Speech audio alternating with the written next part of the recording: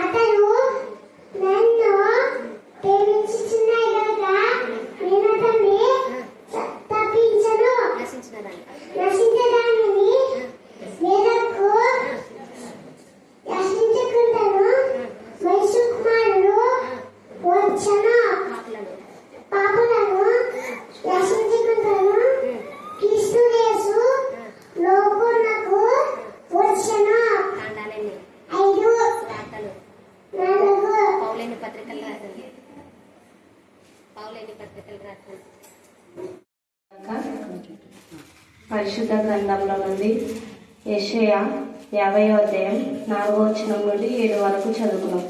అలసిన వాడని మాటల చేత ఊరడించి జ్ఞానం నాకు కలుగునట్లు శిష్యునికి తగిన నోరు యెహోవా నాకు దయచేసి ఉన్నాడు.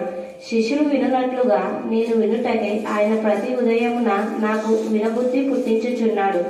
ప్రభువు యెహోవా నా చెవికి వినుబుద్ధి పుట్టింపగా నేను ఆయన మీద తిరుగుబాటు చేయలేదు, వినకుండా నేను తొలగిపోలేదు. కొట్టువారికి నా వీపును అప్పగించి తిని, వెంట్రుకలు పెరికివేయి వారికి నా చెంపలను అప్పగించి తిని, ఉమ్మివేయి వారికి అవమానపరచు వారికి నా ముఖం దాచుకొనలేదు. ప్రభువు యెహోవా నాకు సహాయం చేయవాడు గనుక నేను సిగ్గుపడలేదు. నేను సిగ్గుపడనని ఎరిగి నా ముఖమును చెకుముకి రాతి వలె చేసుకొంటిని. దేవుడి లేఖన భాగం మన వినికిడిలో దీవించి ఆశీర్వదించును గాక. ఆమేన్ ఆమేన్.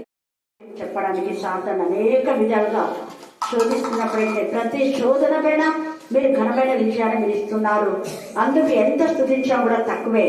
దేవా, మాకు తెలియక ఎంతమంది దైవచరులు ఎంత మానసిక క్షోభను అనుభవిస్తున్నారో ప్రభువా, వారిని మీరు నెమ్మదిపరచమని ప్రార్థిస్తున్నాం. ఎందుకంటే మా బాధ, వేదన, రోదన, మా నిందలు, మా అవమానం మాత్రమే వాక్యం నీ నామం పేట నా ప్రభా అనేక మందికి వచ్చే ప్రతి బాధను మాత్రమే మీరు గాయములు మాన్పే దేవుడు అని మీకు వర్ణాలు స్తుతులు స్తోత్రం చెల్లించుకుంటున్నాం. దేవా, మీ వీపును గాయపరుచుకుని నా తల్లి నీ ముఖం చెక్కుమూర్తి రాకలా మీరు చేసుకున్నారు ప్రభా. దేవా, ఉండి వేయబడినా మీ ముఖాన్ని మేము జ్ఞాపకం చేసుకుంటున్నాం మెస్సియా. దేవా, మరణములకు నా తల్లి అప్పగించినా పర్వాలేదు, కానీ ముఖం పైన ఉమ్మి వేస్తే ఎంత బాధగా ఉంటుంది ప్రభా నా తండ్రి. దేవా, మరణములకు నా తల్లి చంపడానికి నా తల్లి కత్తితో పొడిచి చంపినా, కట్టెలతో రాళ్లతో పొడిచి చంపినా కూడా బాధగా ఉండదు ప్రభా నా తండ్రి. కానీ నా తల్లి ఉమ్మి పైన మా తండ్రి ముఖం పైన ఉమ్మి వేయడం ఎంత శోభలో నా తల్లి మీరు అనుభవించారు. కారణం మేము నిందపడకూడదని, మేము సిగ్గుపడకూడదని. దేవా, మా ముఖంలో మా తల మీరు ఎత్తాలన్న ఉద్దేశంతోనే నా ప్రభా మీ ముఖంలో నన్ను మా ప్రభా ఈ విధానంలో నా తండ్రి ఆయన యొక్క నా తల్లి స్వరూపమైనను సొగసైనను లేని వాడు ఆయనని మేము వాక్యంలో చూస్తున్నాం. ఈ మధ్యాహ్న కాల సమయమందు మాకు ఆత్మ సౌందర్యం ఇవ్వాలని మీరు ఇష్టపడినారు. మా తలను ఎత్తాలని మీరు ఇష్టపడినారు. దేవా, మీ తలను ముళ్ళకి బట్టి వందాలు స్తుతులు స్తోత్రం చెల్లించుకుంటున్నాం. మీ చేతి గాయముల ద్వారా మా చేతి పనిని మీరు ఆశీర్వదించి దేవా మా చేతి పనులతో మేము తృప్తి పొందాలి అని మీరు ఇష్టపడినందుకు మీకు వందాలు స్తుతులు స్తోత్రం చెల్లించుకుంటున్నాం. నాయనా మీ యొక్క వీపు నా ప్రభా గాయపరచుకోవడానికి కారణం నా తల్లి భూమి దున్నబడినట్టుగా మీ యొక్క వీపు దున్నబడి ఉండగా దున్నబడినటువంటి మీ యొక్క వీపులో నా తల్లి మనందరినీ విత్తునాలుగా విచ్చుకోవాలి. నీలోనే నేను ఫలించాలని ఇష్టపడ్డాను.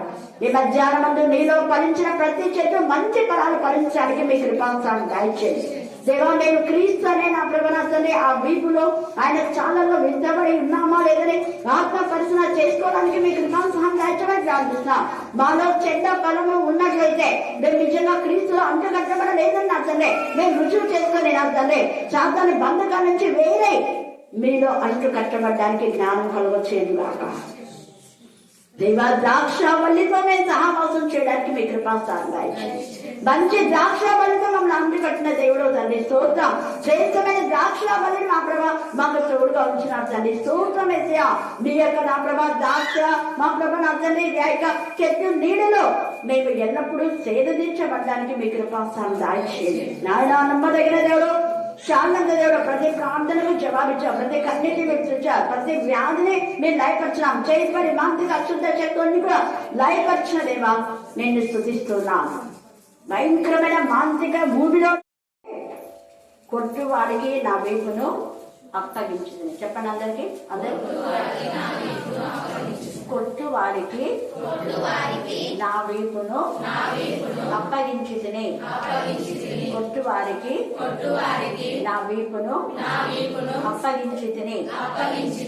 ఎందుకు యేసయ్య ప్రత్యేకంగా ఈ మాట ఇక్కడ మాట్లాడుతున్నా అంటే ఆయన వీపు కొరడాలతో దున్నబడింది, భూమిని దున్నినట్టుగా. చాలాసార్లు మనం తలను ముళ్ళ కిరీటం గురించి ధ్యానం చేసుకున్నాం. ఈ సమయమందు ప్రక్కన బల్లెపోటు, తర్వాత వీపుకున్నటువంటి గాయాలు. ఈ యొక్క వీపు ఎందుకు కొట్టువారికి ఆయన అప్పగించాడు? ఆయన అప్పగించుకుంటున్నాడు. కొట్టండి అంటంలా, ఉమ్మి వేసే వారికి ఉమ్మి వేయడానికి ఆయన ఇష్టపడ్డాడు. కారణం ఏంటంటే మీకు నాకు మనకందరికీ ఆత్మ సౌందర్యం ఇవ్వడం కోసమే ఆయన ముఖం అంట ఎలాగ చేసుకున్నంటే చెక్కుముసి రాజులాగా చేసుకున్నాడు. ఆయన ముఖము మరి ఎంతగానో సురూపమైనను సొగసైనను లేకుండా చేసుకున్నాం. కారణం ఏంటంటే ఆయనకున్న ఆత్మ సౌందర్యం, ఆయనకున్న ఆత్మ ప్రభావం, ఆయనకున్న ఆత్మశక్తి, ఆయనకున్న ఆత్మ యొక్క నింపుదల నీకు నాకు ఇవ్వాలనే యేసయ్య తన ముఖము గుమ్మి వేసే వారికి ఆయన ఏమి అడ్డు చెప్పాల, తన యొక్క గడ్డం పీకే వారికి అడ్డు చెప్పాల. ఆయనని నిన్ను గుద్దింది ఎవరో చెప్పని కళ్ళు మూసారు, గంటలు కట్టారు. అయినా కూడా మౌనంగా ఓర్చుకున్నాడు. కారణం ఏంటంటే అక్కడ ఆయన ఓర్చుకున్నందుకు మనకు మన పాపం నుంచి, మన శాపం నుంచి, మన నింద నుంచి, మన గుమ్మి వేయబడ్డ నుంచి విడుదల పొందారు. మరి మధ్యాహ్నం ఆలోచన యేసయ్య ఇంకొక మాట నిన్ను నన్ను అడుగుతున్నావు, నీవు చల్లగా నందు నువ్వు వెచ్చనిగా ఉండే ఏం చేస్తానన్నాడు? ఆయన ఉమ్మి వేశాడు. ఇప్పుడు మనం కాదు ఉమ్మి వేశాడు. మనం వేసిన ఉమ్మి అంతా యేసయ్య స్వీకరించాడు. మనం వేసిన భూమి ఏసై స్వీకరించినప్పుడు మరి ఆయన మనల్ని భూమి వేయకుండా మనం ఏం చేయాలా?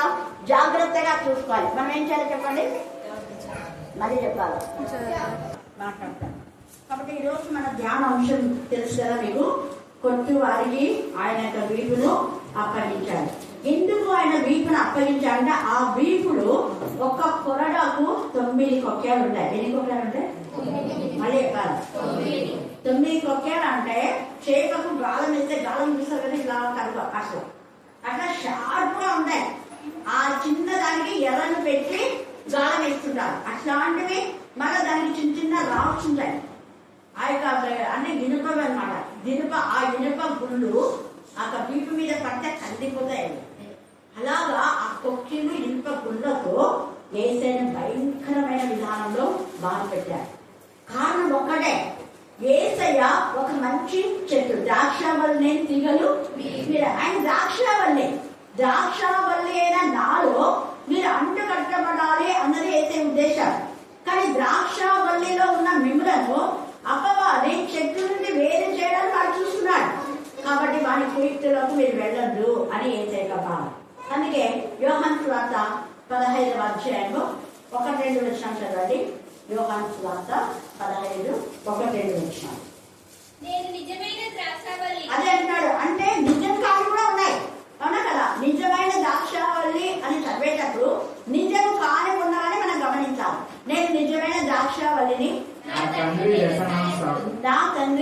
వ్యవసాయకులు నాలో ఫలింపని ప్రతి తీగను నాలో గుర్తుపెట్టుకోండి.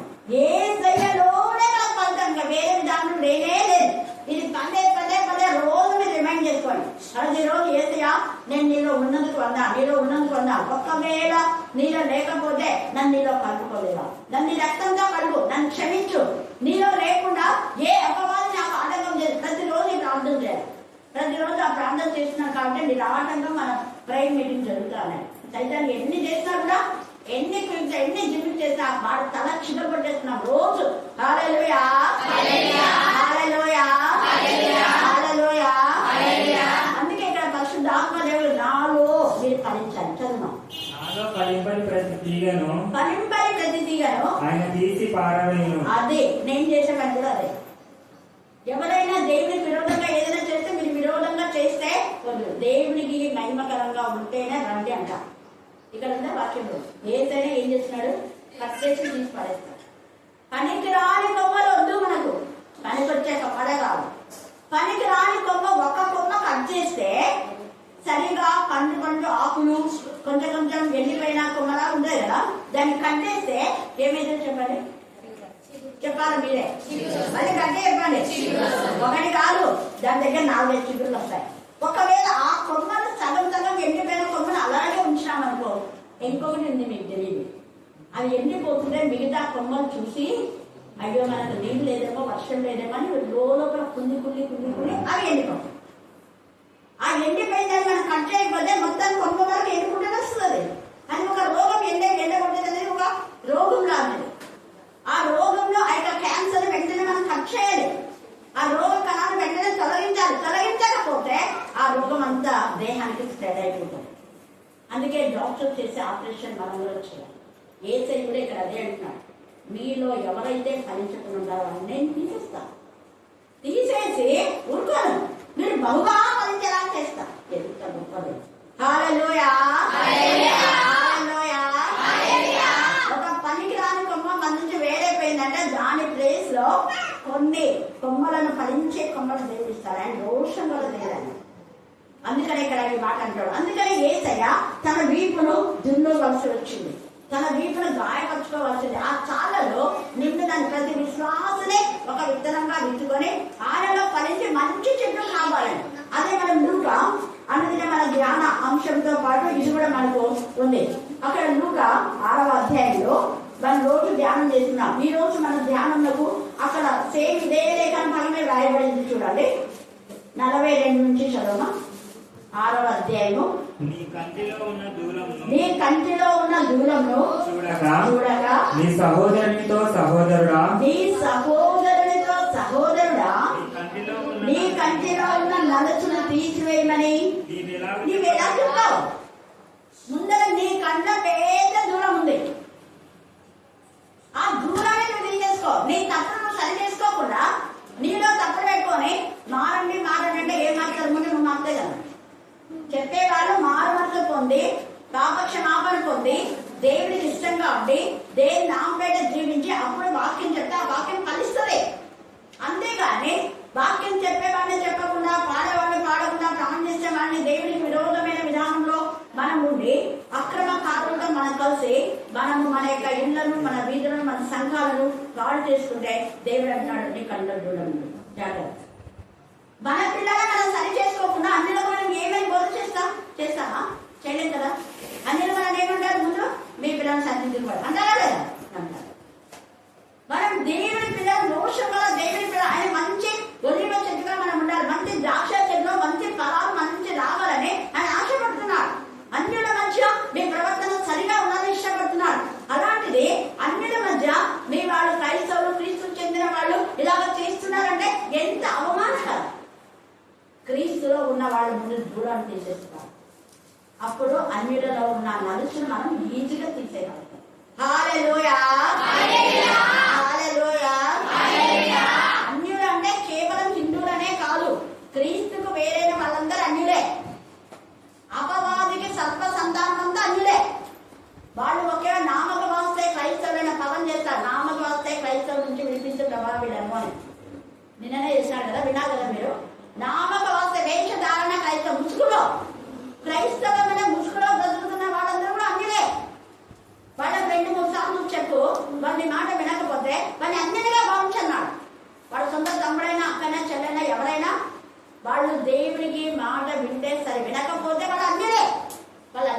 భావించని లేఖన భాగంలో తేజగా రాయబడింది. వాళ్ళని హెచ్చరించు, సరిచేయి, ఒకసారి చెప్పు, వాళ్ళకు వినకపోతే వాళ్ళని లేదు. అందుకే ఇక్కడ కూడా కంటిలో ఉన్న దూరం అంటే అదే. ముందు మన కంటి మన తేజగా ఉండేలా మనం చూసుకోవాలి. మన కన్ను తేజగా ఉండాలంటే రోజు వాక్యం చదవాలి.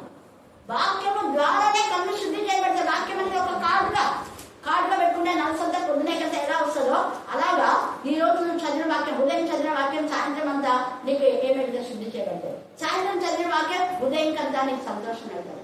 అందుకే కీర్తన 35:6 సాయంకాలంగా ఏర్పూర్చి రాత్రి ఉండినా ఉదయంగా సంతోషం ఉండగా ఇప్పుడు బ్రదర్ ప్రవీణ్ చనిపోయినా మనకంతా దుఃఖం వచ్చినా మరలా ఆయన లాంటి ప్రవీణ్ ఎంతమందిలో దేవుడు ఇస్తారు. హల్లెలూయా, హల్లెలూయా.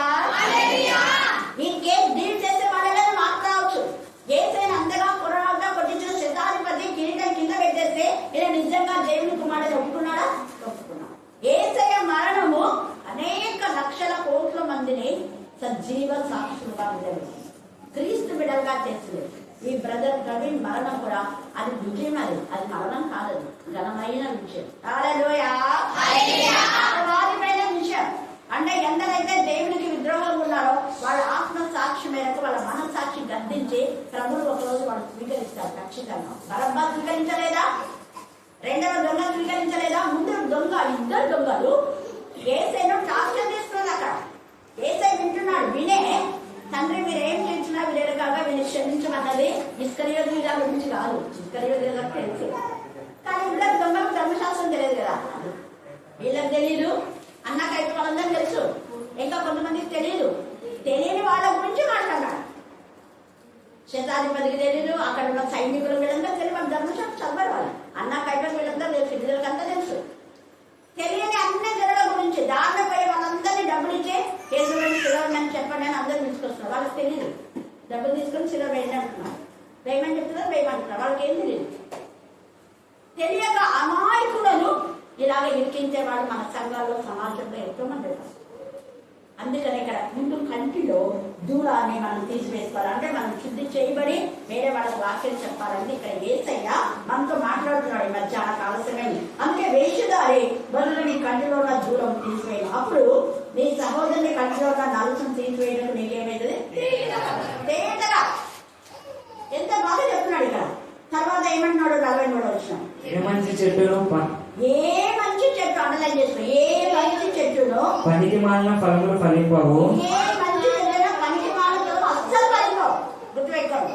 ఒకవేళ నీకు ప్రశ్న రావచ్చు, నేను మంచిగానే ఉన్నా, మరి ఎందుకు నా పిల్లలు ఇలాగ ఉన్నారు అనుకోవచ్చు. దేవుడు అన్ని చూస్తున్నాడు.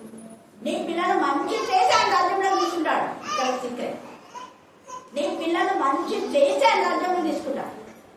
ఏది కుమారుడు చచ్చిపోయే వరకు మంచిగా లేదు, కానీ వాళ్ళ కోడలు పుట్టిన పిల్లలను దేవుడు ఆశీర్వదిస్తాడు. హల్లెలూయా, హల్లెలూయా. కోడలు కొడుకులు చేసిన పాపానికి వాళ్ళు శిక్ష అనుభవించుతున్నారు. కానీ కోడలు నిర్దోషి అయినా ఉన్న కన్నీరు దేవుడు విన్నాడు. ప్రభావము ఆయన నుంచి తొలగిపోయింది. దేవుని యొక్క ప్రభావం ఇశ్రాయేల్లో నుంచి తొలగిపోయిందని ఆమె భర్త చచ్చిపోతే ఏడ్చలేదు, మామ చచ్చిపోతే ఏడ్చలేదు. పిల్లలు పుట్టినందుకు సంతోషపడాలి. మగ పిల్లలు పుట్టే మగ బిడ్డ అని వాళ్ళు అదే పని చెప్తున్నారు సంతోషంతో. మనకి ఏం వినిపించట్లా.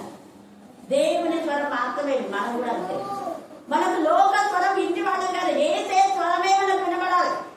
అంటే ప్రతి ఉదయం నాకు వినుమతి పుట్టించేవా యెషయా 50లో ఉంది. మీరు అంత తేటగా చదువుకోండి. శిష్యుడికి తగిన నోరు నాకు ఈ దేవా, నేను నీకు శిష్యుడిలాగా ఉంటా. ప్రతిరోజు నా గురువైన నిన్ను గురించి చెప్తా ప్రభా. నువ్వు నాకు గురువు, నువ్వు నాకు బోధకుడు, నువ్వు నాకు గైడ్ గా ఉన్నావు. ప్రతిరోజు నాకు ఒక తల్లిగా, తండ్రిగా, ఆదరణకర్తగా, ఆశ్రయదుర్గంగా, ఒక మంచి డాక్టర్గా, ఒక మంచి నేతగా, ఒక లాయర్గా నా పక్షంగా నువ్వు వ్యాల్చి మాడతావు. నేను మౌనంగా, ఏసై మౌనంగా అంటే చెప్పాడమ్మా. అందుకే ఆయన వీపు వినబడుతున్నా కూడా మౌనంగా ఉన్నాడు. కారణం మనం మంచి ఫలాలు ఫలించాలి. ఆయనలో మనం దాచుకోవాలి. ఆ మంచి ఏసైలో మనం దాచబడి, మనం విత్తబడి, మనం ఫలించే మంచి ఫలాలు రావాలి అని ఏసై కోరుతున్నాం. మరి మన కాళిదాసులుగా ఎంత నేను ఇంతగా అవమానపడింది ఇందుకేనా అన్నా. అందుకని ఇక్కడ చూడాలి, మంచి ఫలములు మంచి చెట్లు ఖచ్చితంగా వస్తాయి. కానీ ఒకవేళ ఏదైనా ఖాళీ పనాలు ఉందే అనుకో, అప్పుడు ఏదది పనికి మారిన చెట్టు నుంచి మంచి ఫలములు ఫలింపవు. ఎదురు చూసిగా బెస్ట్. చాలా ఇబ్బంది ఉంది. పనికి మారిన చెట్టు మారాలన్నా మారదు. ఇస్కరియోతు మారాలని ఎంత ప్రయత్నించాడు వేసే కదా, చనిపోయే వరకు చెప్పనియాడు. కానీ మారినాడా? మారలా. ఏలి కుమారులను గద్దించినాడు, బుద్ధి చెప్పినాడు, హెచ్చరించాడు. మారినాడా? మారలా. ఫరోకి ఎన్నిసార్లు చెప్పినాడు? మారినాడా? మారలా. వాళ్ళంతా నాశనం ఉంటుంది. వాళ్ళు చెట్లు వాళ్ళు. ఇంకా వాళ్ళలో మంచి పనులు మనం ఎక్కినా కూడా వేస్ట్. పనికి మారిన చెట్లు ఏదో దాన్ని గుర్తించి దానికి దూరంగా ఉంటుంది. పనికి మారిన చెట్లు నిన్ను కూడా పనికి మారదంగా చేస్తాను. జాగ్రత్త. దాని వేళ్ళు నీ వేళ్ళంతా కలిసి నీ జీవితాన్ని పాడు చేస్తాయి. అందుకే దుష్టుల ఆలోచన చెప్పిన మనం ఏం చూడదు, నడవకూడదు, నిలవకూడదు, కూర్చోకూడదు. నువ్వు ఎవరి పక్కన కూర్చున్నా కూడా వాళ్ళు ఎలాంటి వాడు. ఒకవేళ సంఘంలో అలాంటి వాళ్ళు ఉన్నా నీవు వాక్యం వైపే ఉండాలి. దుష్టుల వైపు వాళ్ళు దుష్టులని నీకు తెలిసినది పక్కన కూర్చుంటారు, వద్దని చెప్పొద్దు. కానీ నీ మటుకు నువ్వు ఏసై వైపే చూడాలి. దుష్టులు ఏం చేస్తారు? నువ్వు వాక్యం మీద కూడా నేను గెలుస్తుంటారు. దేవుని పైన నీకు కాన్సన్ట్రేషన్ లేకుండా కాన్సన్ట్రేషన్ తిప్పేస్తారు. ఎందుకు? వాళ్ళు చెడిపోతున్నారు, నేను కూడా చెడగొట్టావు. నువ్వు బాగుపడితే నువ్వు ఆశీర్వదించబడతాను నాకు తెలుసు. కాబట్టి ఈ సమయమందు మనం ఏసై వైపే మనకు ప్రదర్శిస్తున్నాం.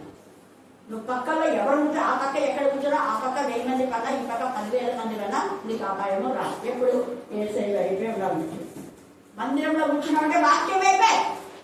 ఎవరు వస్తున్నారు, ఎవరు పోతున్నారు అని కాదు నీ చూపు. ముందు నువ్వు వాక్యం వైపు చూడు. నీ పిల్లలు సరిగా దేవుని మందిరంలో ఉన్నారా అది చూసుకో. నీ పిల్లల్ని గర్దించు, బుద్ధి చేసుకుంటాను తీసుకో. నీ పిల్లలు చెడ్డవారైతే వాళ్ళని బట్టి నీకు చెడ్డలు వస్తారు. అర్థమైంది? ఇప్పుడు ఇక్కడ పనికి మాల పిల్లలు నీ పిల్లలు అయిపోతే నీ పిల్లల్ని బట్టి నీకు చెడ్డ పేరు వస్తే ఇది పనికి మాల చెడ్డ అంటారు. వాడిని మంచిగా పెంచలేదు వాళ్ళ అమ్మ నాన్నలు అంటారు లేదా? అంటారు. వాళ్ళంతా వీధి రౌడీలాగా ఆకు రౌడీలా అంటుంటారు. నాకు తెలియదు ఆకు రౌడీలు అంటే తర్వాత చెప్పినాడు. అంటారు వీధి రౌడీలు, ఆకు రౌడీలు, సమాజంలో రౌడీలు, ఇళ్ళల్లో రౌడీలు ఉన్నారు. సంఘంలో మనకు ఏ కోపం చెందిన అయితే ఏసయ్య మంచి ఫలాలు ఫలించాలని ఆయన వీపు దున్నబడింది. అందుకని ఇక్కడ మంచి ఫలాలు ఫలించేటట్టు మంచిగా ఉంటుంది. మళ్ళీ అంటున్నాడు, నున్న పొదలలో అంజూరపు పండ్ల ఏర్కొన్నారు. చెడ్డ వాళ్ళలో నీకు అంజూర పండ్లు రావడం వస్తాయా? రావు. తర్వాత చదువునా? కొరివింద అంటే తెలుసు కదా. కొరివింద గింజ తెలుసా? కొరివింద గింజ అందరినీ అని కింద తనంలో నలుపుని చూసుకోవాలి. అంటే వాళ్ళలో ఉన్న లోపాలు అట్లనే పెట్టుకొని వేరే వాళ్ళకి మారండి మారండి మారండి, చప్పట్లు కొట్టండి, శుద్ధించండి, చేతులెత్తండి, గంతులు వేయండి, గంతులు వేస్తారు. నీ బతుకు బయట బజార్లో గంతులు వేస్తుంది. అది చదువుకోండి. చూడు, కొరివింద గింజ ఎదురాగా మాట్లాడుతున్నారు. ప్రతి చెట్లు లేకుండా రాయబడి కొరివింద గింజ పైకి చెప్తుంది కదా, దాని కింద ఉండే కొరివింద గింజ కింద నల్ల ఉంటుంది కదా, ఆ వంతు దాన్ని కనపడకుండా అందరూ చెప్తుంది. అట్లనే ఇక్కడ చూడండి, కొరివింద గింజ పొదలో ద్రాక్ష పండ్లు కోయను. సజ్జనుడు తన హృదయమును మంచి, సజ్జనుడికి ఏ విధంగా మంచి ధనం ఇది. హల్లెలూయా, హల్లెలూయా, హల్లెలూయా. అందుకని ఆకాశమనే తన మంచి ధననిధిని దేవుడి సజ్జనుడి యొక్క హృదయంలో దోహించినప్పుడు ఆ హృదయము దేవుని వాక్యం చేత నింపబడి రైట్ థాట్స్ ఉంటాయి. రైట్ డీడ్ చేయడానికి వాళ్ళు ప్రేరేపింప చేస్తారు. సరైన పనులు, దేవునికి ఇష్టమైన ఆలోచన, దేవునికి ఇష్టమైన పనులు, దేవుని కోరుకున్న పనులు, ఆత్మ చిత్తానుసారంగా ప్రార్థన చేయడం, ఆత్మానుసారంగా నడవడం, ఆత్మానుసారంగా దేవుని గణపరచడం, మహిమపరచడం, ఆత్మ చెప్పే విధానంలోనే మనం నడుస్తాం. ఏదో సరైనది కాదు. జ్ఞానం చెప్పారు. మంచి ధననిధి ప్రశాంతి, జ్ఞాన హృదయం. వాళ్ళతో మాట్లాడినాం. మీరు వెళ్ళే ఇప్పుడు వచ్చిన త్రోవ మంచిది కాదు, వేరే త్రోవ వెళ్ళాలి. అందుకే ఏషియా 43 ఇదే త్రోవ, దీనిలోనే నడవండి. దేవుడు మీతో చెప్తారు, అదే త్రోవలో నడవండి. మనం వాళ్ళు చెప్పిన మీరు చెప్పిన మాటనే త్రోవ పడు తప్పిపోవద్దు. నువ్వు ఏ త్రోవలో నడిస్తే నీకు నీ ఊరు వస్తుందో అక్కడ ఉండదు. గూడూరు త్రోవలో నడవకుండా ఇంకా కోడుమూరు త్రోవ నడిచి గూడూరు రావాలంటే రాము. సత్య మార్గంలో, జీవ మార్గంలో, నీతి మార్గంలో, మంచి మార్గంలో, దేవునికి ఇష్టమైన మార్గంలో మనం నడిచినప్పుడు ఖచ్చితంగా పరలోక రాజ్యం వారసుడు. మనం చనిపోయినాక ఏంటి, నన్ను పరలోక తీసుకోకుండా ఇక్కడ తీసుకొచ్చినారు అని దూతలు అడుగుతా ఉంటాం. ఎందుకు తెచ్చినామా తెలియదు. నేను పాడినాను కదా, చూపించినా కదా, ఓ మా రాత్రి ఉందా నేను దేవుడికి ప్రాణం చేసిన, అది చేసిన, ఇది చేసిన, అన్నం పెట్టినా, అది పెట్టినా, అన్నదానం, గోదానం, భూదానం, వస్త్రం ఎన్నెన్నో ఇచ్చిన, అన్ని ఇచ్చినా, అన్ని ఏం చేసినా మీ పేరు చెప్పి కానీ బతుకున్నాం చేసినా వాళ్ళు మంచివే. దానికి ఎంతో కొంత నీ పిల్లలకు వస్తుంది దీవెన. కానీ నువ్వు మాత్రం నీ బ్రతుకు మార్చుకోలేదు. నీ బ్రతుకు మార్చుకోకుండా ఎవరిదో తీసుకొచ్చి ఈడ ఇచ్చినావు. ఏం ప్రయోజనం? ఆడ ఎవరిదో కొట్టుకొని వచ్చి ఈడ పంచి పెడితే ఏం ప్రయోజనం? అన్యాయంగా ఒకరి సొత్తు నువ్వు ఆక్రమించుకొని నువ్వు వాళ్ళకి అది చేసినా ఇది చేసినా అంటే ఏ ప్రయోజనం అంటారు. దానికి మనం జవాబు ఉందా? హల్లెలూయా, హల్లెలూయా. కాబట్టి మధ్యాహ్న కాల సమయంలో దేవుడు న్యాయంలో కోరుతారు. మనం అంజూర ముండ పొదల్లో అంజూర పండ్లు మనం ఎడుకోలేము. కోడివింద పొదలో ద్రాక్ష పండ్లు పోయారు. కోడివింద లాంటి స్థలాల్లో, ముండ పొదల లాంటి స్థలాల్లో మీరు ఎంత ఉన్నా కూడా కలిసి వేస్తారు. పైకి రానియో వీళ్ళని వాక్యం చెప్పలేవు, ప్రాంతీయంలో సపోర్ట్ చేయకూడదు. తర్వాత చూడండి, సజ్జనుడైతే తన మంచి ధననిధిలో సద్విషయంలో తెచ్చును, దుర్జనుడు చెడ్డ ధనిలో నుండి దుర్విషయంలో బయటికి తెచ్చును. హృదయం నిండి ఉంది దాన్ని బట్టి నోరు మాట్లాడు. నిజంగా నీ హృదయం దేవుడి పిల్లలు వాడబడాలి అంటే వాళ్ళని పిలిచి ఇదిగో నువ్వు ఇదని చెప్పు, నేను ఇదని చెప్పినా కదా, నువ్వేం చెప్పు అంటారు. ఎవరు? సద్విషయం ఉండేవారు. నేను ప్రాణం కదా, నువ్వు ప్రాణం, నేను ప్రాణం చేస్తాను కదా, నువ్వు ప్రార్థించు. మనము చెప్పాలి, వేరే వాళ్ళతో చెప్పించాలి. మనం పాడాలి, వేరే వాళ్ళు పాడడానికి అవకాశం ఇవ్వాలి. మనం ప్రాణం చేయాలి, వేరే వాళ్ళు ప్రాణం చేయడానికి అవకాశం ఇవ్వాలి. అంతేగాని అన్ని నేనే నేనే నేనే అంటే వాక్యంలో లేదు. యేసయ్యనే దేవుడి కుమారుడై ఉండి కూడా ఆయన ఏం చేశాడు? అనేకులకు వాక్యం ప్రకటించడానికి తన ప్రియమైన శిష్యులను పంపాడు. పంపడమే కాకుండా సమస్త జనులు నాకు శిష్యులుగా చేయాలి. అందరు మీరంతా ప్రకటించాల్సిందే, మీరంతా సాక్షులుగా ఉండాలి, మీరంతా యేసుకు సాక్షిగా ఉండాలి అన్నాడు. ఒక్కసారి కేవలం మీరు అపోస్తులు మాత్రమే అని చెప్పారా కదా? లేదు. మిమ్మల్ని నేను అపోస్తులుగా ఆశీర్వదించిన కాబట్టి మీరే చూస్తామన్నా, మీరే వాక్యం చెప్పాలా? లేదు. అక్కడ సమస్త జనుల శిష్యులుగా చేయండి. ఎవరా సమస్త జనులు అంటే మంచి ద్రాక్ష చెట్టులో అనుకున్నాం. ముళ్ళ పొదల్లో ఉంటే మనకు రాదు, కోరమిందలో ఉంటే రాదు. ఏ పొదలో ఉన్నావు, ఏ ద్రాక్ష చెట్టులో నువ్వు అనుకుంటున్నావు, ఎక్కడ నీ యొక్క అంటుంది, ఎక్కడ నీ వేరుంది అయితే ఆలోచించుకోమన్నావు. నీ యొక్క వేరు నిజంగా మంచి ద్రాక్ష చెట్టులో ఉంటే నువ్వు ఎంత ఫలిస్తావో అంటే నీకు అసలు తక్కువ రాదు. హల్లెలూయా, హల్లెలూయా. అందుకే శిష్యుడు అడిగాడు, ప్రభా మేము నేను వివరించినాం కదా ప్రభా, మాకేంటి అంటే అవును మరి మీకు ఏమో తక్కువైందంటే లేదు కదా అంతే.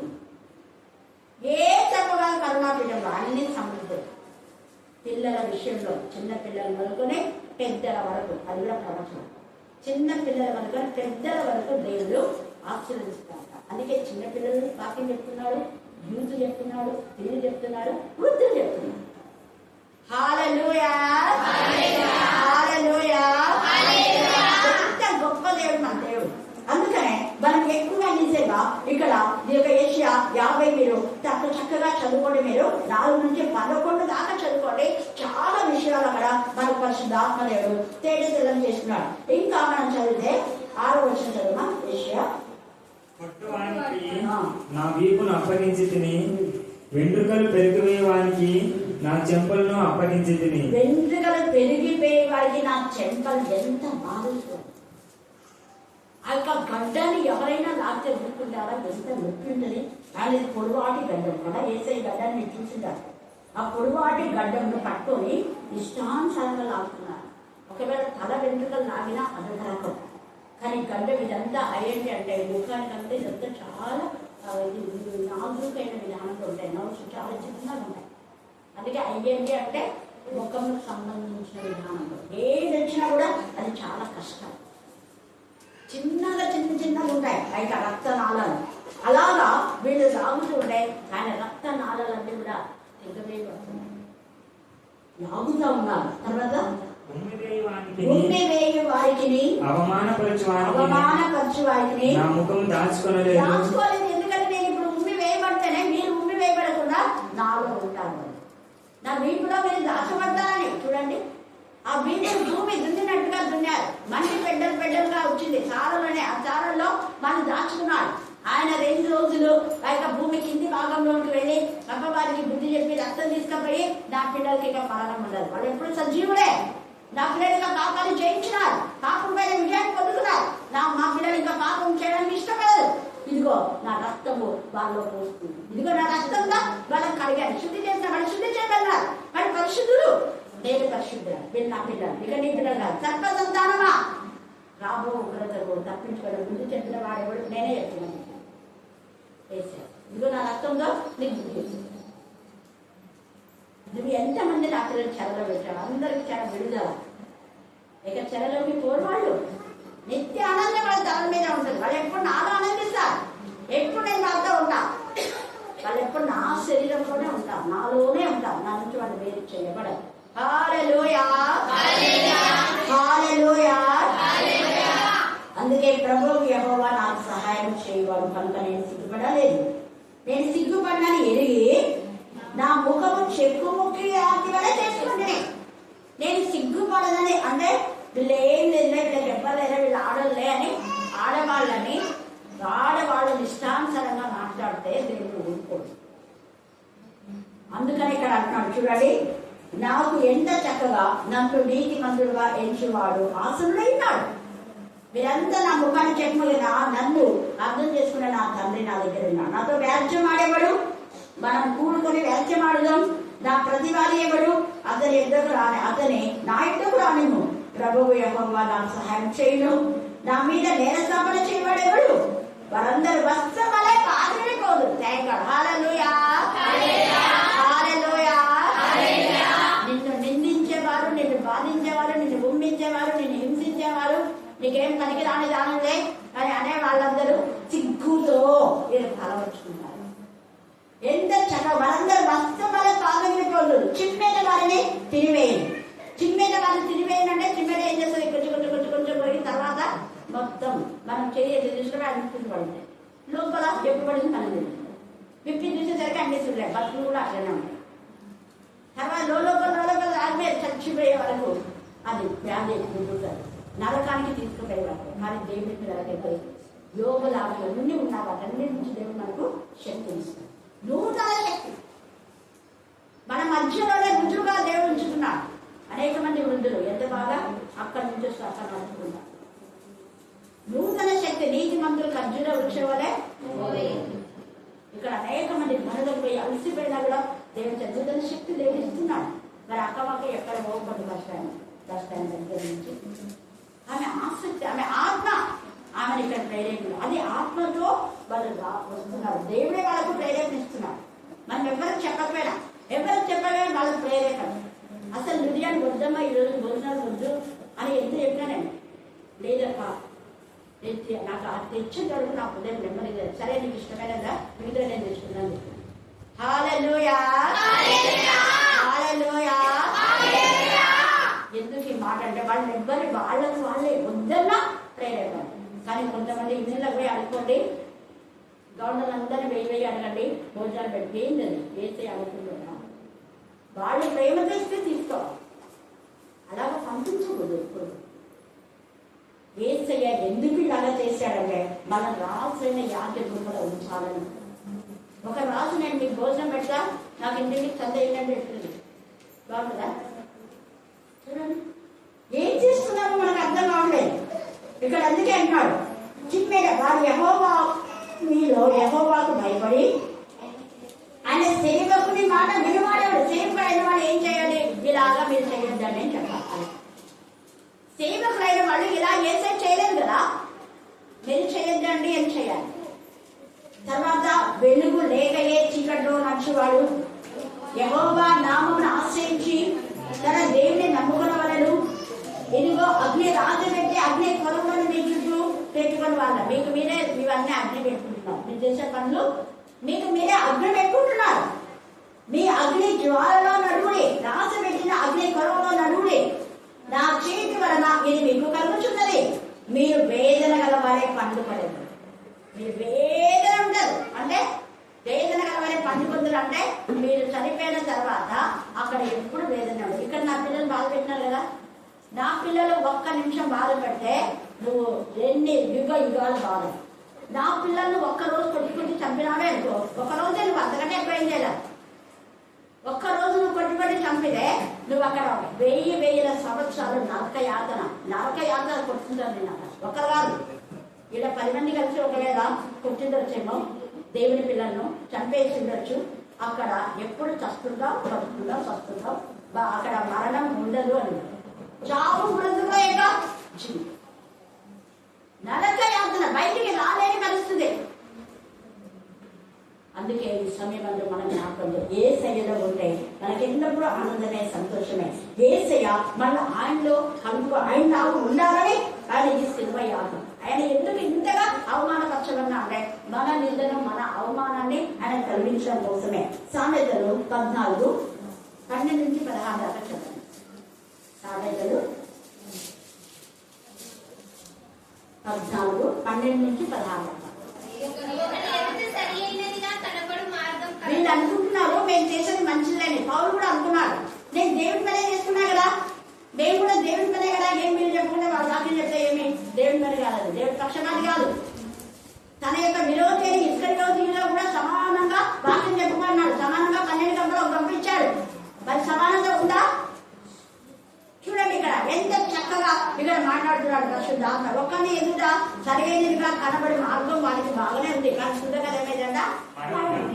నువ్వు అనుకుంటున్నావు నువ్వు వెళ్ళే ద్రోహం బాగుందనే, వాక్యం వింటేనే వినకుండానే, ప్రార్థన భూమి కోరుకుంటేనే ఎప్పుడో సరిపోతే సాగలేదని నువ్వు అనుకున్నావు. అది సరైన మార్గం నువ్వు అనుకుంటున్నావు, కానీ దాని ద్వారా నీకు నాశనం. దేవుడు చెప్తున్నాడు ఒకరి ఎదురు సరైనగా కనబడే మార్గం ఉంది, కానీ శుద్ధంగా ఏమైందంట మరణంలో త్రోవ తీసే త్రోవకు వెళ్ళదు. ఇప్పుడు నీకు ఇది సరిగానే నీకు సరి చెప్తాను సైతాను, కానీ సరికాదు. చదువును. ఒకడు నవ్వుచుండి నన్ను హృదయంలో దుఃఖం పైకి నవ్వుతుంటారు, లోపల ఎంత బాధ ఉంటుందో తెలియదు.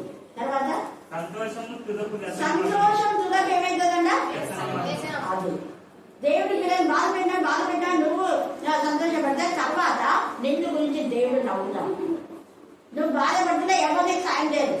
నువ్వు ఒక్క దైవజన్ని బాధ పెడితే నీ వంశమే బాధపడాలని చేస్తాడు దేవుడు. ఎంత రోషం దేవుడికి. ఎప్పుడు మర్చిపోద్దండి. ప్రకటన 11 2 సాక్షులు బాధ పెడితే 7,000 మంది చచ్చారు కదా. అక్కడ దైవజను బోడివాడంటే 48 మంది బాలులు అంటే 12 ఏళ్ల నుంచి 17 సంవత్సరాలు. ఏమన్నాడంటే 20 తర్వాత పైన యవ్వనం బాలులు చనిపోయారు. 42 మంది, ఒక్కరు కాదు, ఇద్దరు కాదు, ఒక్క దైవజనే బాధ పెట్టినాడు. రేషియో. అలాగే ఇశ్రాయేలులకు బాధ పెట్టినందుకు 185,000 మందిని దూత ఏం చేసింది, మోసేసింది. ఒక్క రాత్రికే 185,000 మంది. దేవునికి అవిధేయులుగా ఉండే 30 లక్షల మంది ఇశ్రాయేలు, 6 లక్షల కాల్వల వాళ్ళు అనేకులు రాలిపోయారు. 20 సంవత్సరాలు పైబడిన వాళ్ళు యెహోషువ కాలేబు మాత్రమే ఖరాబు చేయగలిగినారు. కారణం విధేయతను బట్టి వాళ్ళు చేయాలి, అవిధేయతను బట్టి వీళ్ళకి నాశనం. దేవుడు ఎన్నో అద్భుతాలు చేశాడు, మర్చిపోయినారు. వాళ్ళు ఎప్పుడైతే ఐగుప్తులో నుంచి వచ్చేటప్పుడు చెప్పులు అదే వస్త్రాలు ఉన్నాయి, వాళ్ళు పెరుగుతుంటే చెప్పులు పెరుగుతున్నాయి, వాళ్ళు పెరుగుతుంటే వస్త్రాలు పెరుగుతున్నాయి, వస్త్రాలు మాయలేదు, కొత్తగా ఉన్నాయి. ఇంత అద్భుతం దేవుడు చేస్తే కూడా దేవుడి ప్రేమ మర్చిపోయి విశ్వాస ఘాతకులపై భవిష్యత్ మీద సన్నగడం గొనగడం ఏమైనా చేశారు. విశ్వాస ఘాతకులు అయిపోయినా విశ్వాస ఘాతకులను దేవుడు క్షమించాడు. ఇస్కరియోతీయులకు క్షమాపణ లేదు, విశ్వాస ఘాతకులకు ఎవరికి లేదు. అందుకనే వాళ్ళంతా నశించిపోయారు, అరణ్యంలో రాలిపోయారని హెబ్రీయులకు రాసిన పత్రిక 3వ నిర్గమాలో రాయబడి. అయితే కొంతమంది విశ్వాస ఘాతకులైనా దేవుడు క్షమిస్తాడు. ఎప్పుడంటే వాళ్ళు ఏదో ఒకసారి మారుతారని. అందుకని విశ్వాస ఘాతకులతో సహా నువ్వు కాలంలో తీసుకొచ్చి కదా అంట, వాళ్ళు మారడం కోసమే.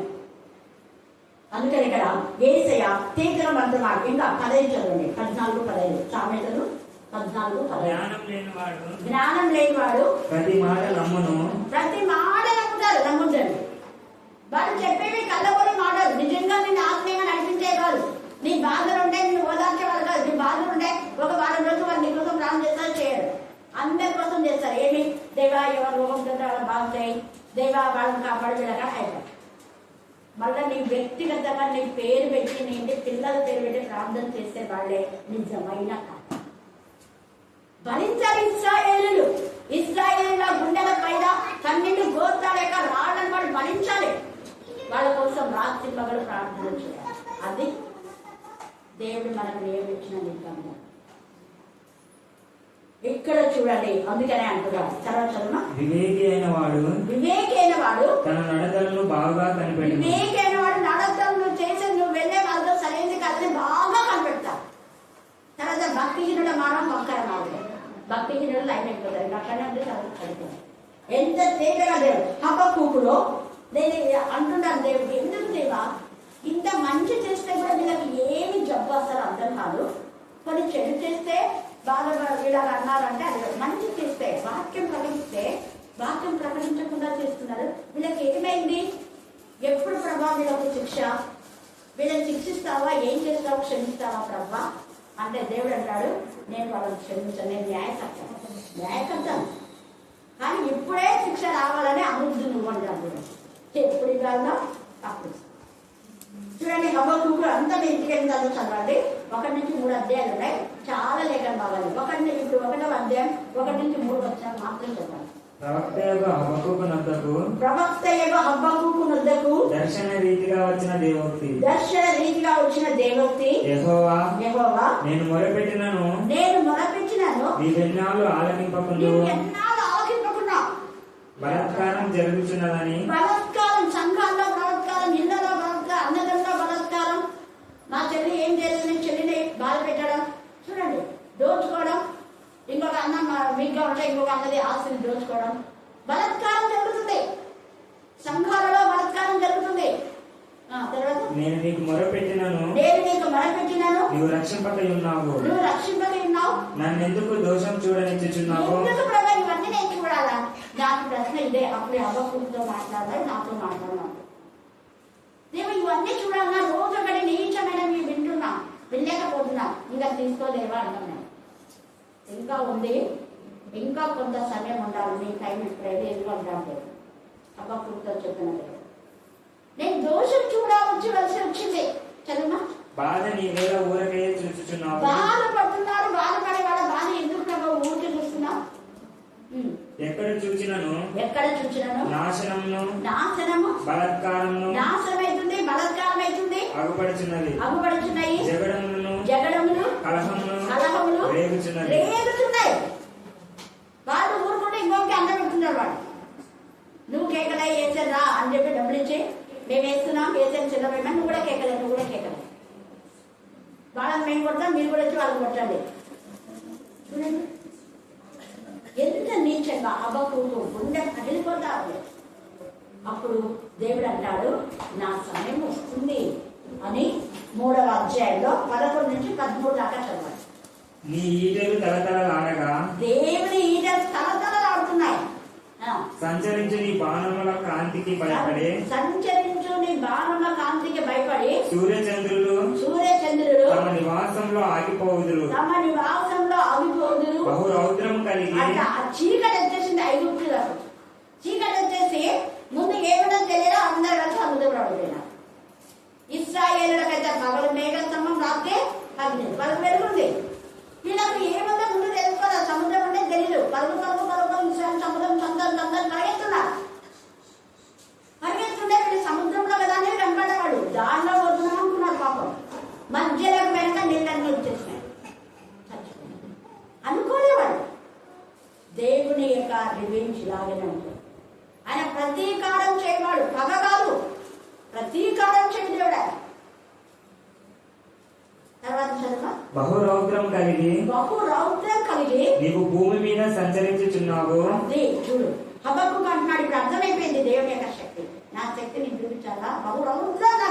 నా పిల్లలు ఏమైనా అసలు నేను బహు రౌద్రం కలిగి నీవు భూమి మీద సంచరించుచున్నావు. మహోగ్రుడవై జనములను అనగదొక్కుచున్నాడు. అక్కడ అపవాది మహోగ్రుడై వేసే కేకలేసే దడామని కిందికి పడదూస్తున్నాడు. ఇంకా నీ బతుక అయిపోయింది పోని. ఏసే మరణం జయించాడు.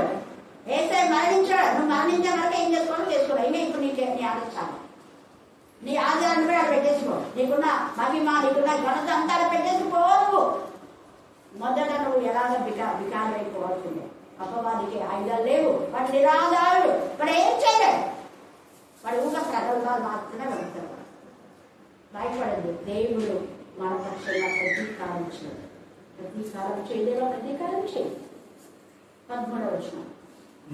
నీ జనులను రక్షించుటకు నీవు బయలుదేరుచున్నావు. ఎంత కాన్ఫిడెన్స్ గా చెప్తున్నావు. గట్టిగా హల్లెలూయా. చెప్పండి, దేవుని స్తుతించండి. హల్లెలూయా.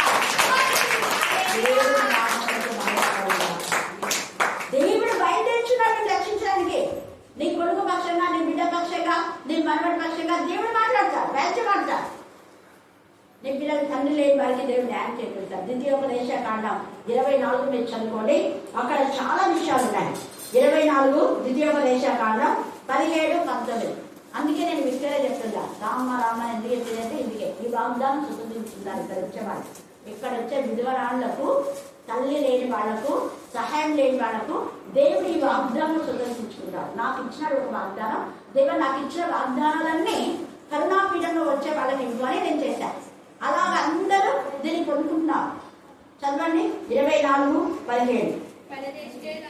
పరదేశకే గాని, తండ్రి లేని వారికే గాని న్యాయము తప్పి తీర్చువాడు తీర్పు తీర్చకూడదు.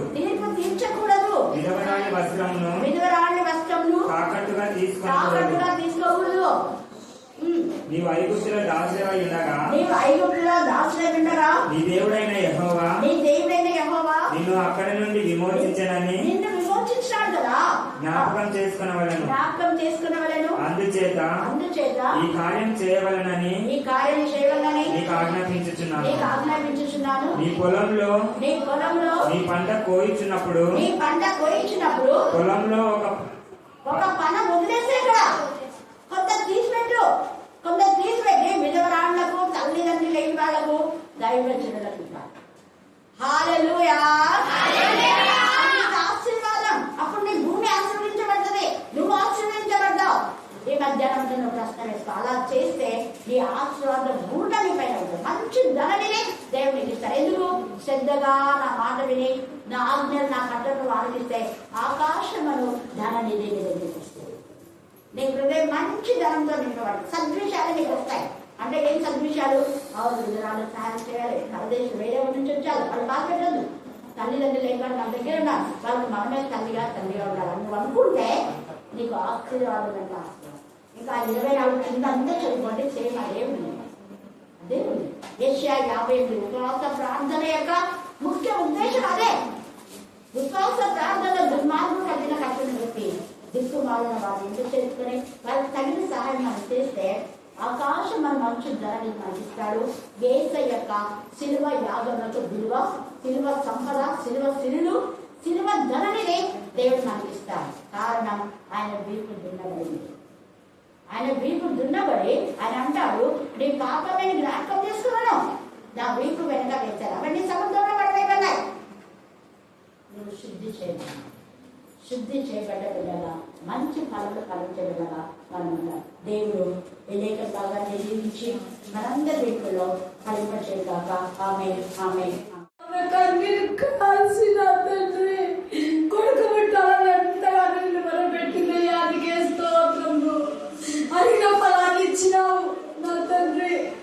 తల్లిని రాజ్యంలో చేర్చుకున్నావయ్యా, నీకే స్తోత్రము తండ్రి. మా తల్లి లేనటువంటి తీర్చేవాడవు నువ్వే నా తండ్రి. మా దుఃఖం తీర్చేవాడవు నువ్వే నా, నీకే స్తోత్రము తండ్రి. ఎన్ని సమస్యలు వచ్చినాయి తండ్రి,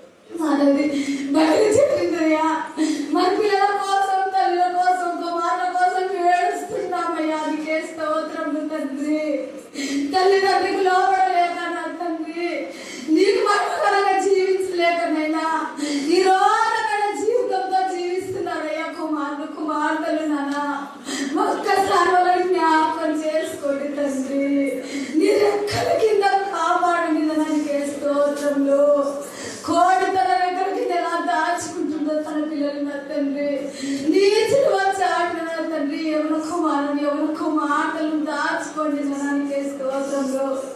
మా పాపముల కోసము మా అతృకముల కోసమే నన్ను ఎంతగానో నీ శరీరం అంతయు నాగముల దున్నబడి తండ్రి, నీ దేహం అంతయు మా కోసమే నా తండ్రి. చివరి రక్త నిండు బొట్టు నా తండ్రి, నీ సవసైనను నీ స్వరూపమైన లేవు. ఆత్మలో నా తండ్రి అనేక మంది పిల్లలకు నీ ఆత్మ ప్రేరేపణ ఇచ్చింది ప్రభావ. అందుకు నేను స్థుతించిన దేవ ఎంత స్థుతించా కూడా తక్కువే దేవ. ఇంకా నా ప్రభావ అనేక మంది భోజనం పెట్టిన వాళ్ళు ఉన్నారన్నా కూడా దేవ వాళ్ళు మీరు ప్రేరేపణ ఇచ్చినందుకు నేను ముందుగానే దేవ మా తల్లి తీసుకొస్తున్న వాళ్ళ ప్రేమను బట్టి మరి మిడియాను మా ప్రభా ఎనోషను అలాగనే షేపును చోటుని చిన్న చోటు వాళ్ళ అక్కను కూడా మా ప్రభా మీ కరోనా బిడ్డలు ఎత్తిపడుతున్నాం. పోషణ అన్నను అక్కను మీరు దీవించండి. వారికి ఇచ్చిన చేతికి ఇచ్చిన కుమార్తెను మరి ముఖ్యంగా నా ప్రభా ఏసాన్ని ఎంత చక్కగా చిన్న వయసులో ఆవిడ చక్కగా లేఖన భాగం నాకంటే ఎక్కువగా మీరు ఆశీర్వదించారు దేవా. నన్ను ఎలాగా వాడుకున్నారో అంతకంటే ఎక్కువగా బిడ్డలు మీరు వాడుకోమని ప్రార్థిస్తున్నారు. జ్ఞానమేంద్రు వైద్యులు దేవుడు మనుషుల దైర్యులు దేవ అనేకులు మనం పొందుకోవడానికి విద్య ఒక సండే స్కూల్ టీచర్గా ఆమె సండే స్కూల్ టీచర్గా లేనని గుండె కదిలేలా నేర్చినప్పుడు ఈ కుమారుడు నా ప్రభావ ఒక మంచి వెప్పన్గా తయారు చేయగలిగింది. ఎక్కవేది లోపల మా ప్రభావ ఎంత కుమిలిపోయి నా ప్రభావ తన బొమ్మాన్ని ఎలాగ పెంచిందో అలాగా పెంచడానికి కుమార్తె ఏం చేసినందుకు ఈ కుమారుడు భవిష్యత్తులో నా ప్రభావ ఒక తిమ్మోతులాగా ఒక పౌరులాగా ఒక మోషేలాగా మీరు ఆశ్రయించినందుకు స్థుతిస్తూ ఇక్కడ బంధించడానికి నా ప్రభావ బిడ్డలు ఎవరి బిడ్డలు వారికి ఇచ్చిన సమర్పణ వారికి ఇచ్చిన ప్రేమ గల మనసును బట్టి త్యాగం బట్టి మీరు స్థుతిస్తూ భవిష్యత్తులో నీకోసం సాక్షిగా సాధనగా మీరందరినీ వాడుకున్నాం. నా చేస్తున్నాం ప్రార్థిస్తున్నాం తండ్రి. ఆమేన్ ఆమేన్ ఆమేన్.